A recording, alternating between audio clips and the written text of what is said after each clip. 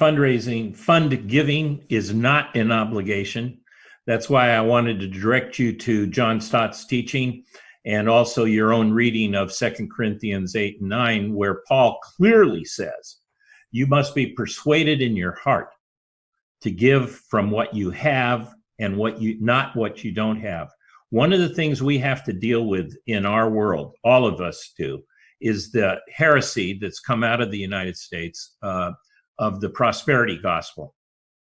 This idea of give to get, this idea of claim and name it and claim it, this idea that your money is your ticket to heaven and your ticket to the good life. We have to come against that. Fundraising is not an obligation. You don't give what you don't have.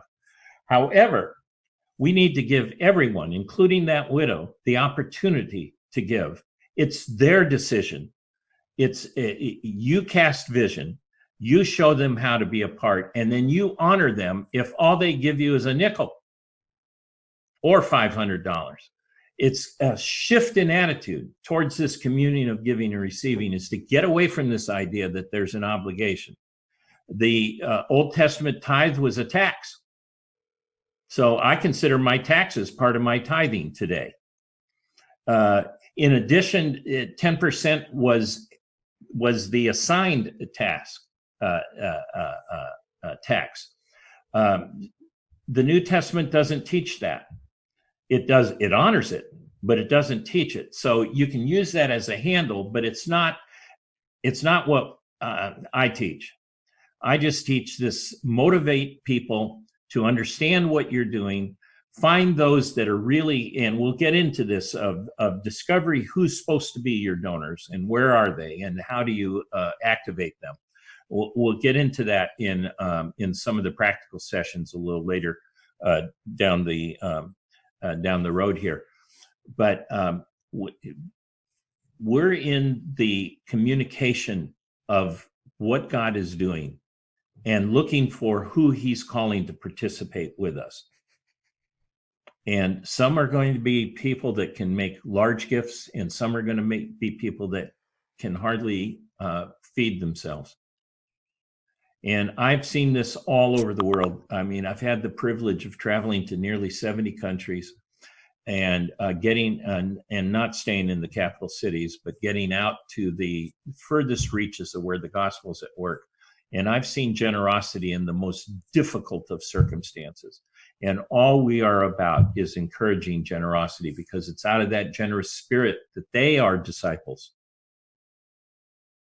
Poverty is not an excuse for not giving. And of course, our heart goes out, and we're not making demands on people's money. We're offering them an opportunity to participate.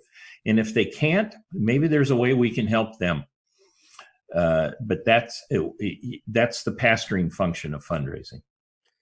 So, Rob, I know that if you, without going into details, you give a whole lot more than 10%, and it's joyful, and it's so it's not that the tithe is a tax, but you joyfully give a whole lot more than 10%. And I think that's the point. It's a joyful, it's part of your love for God and your love for others.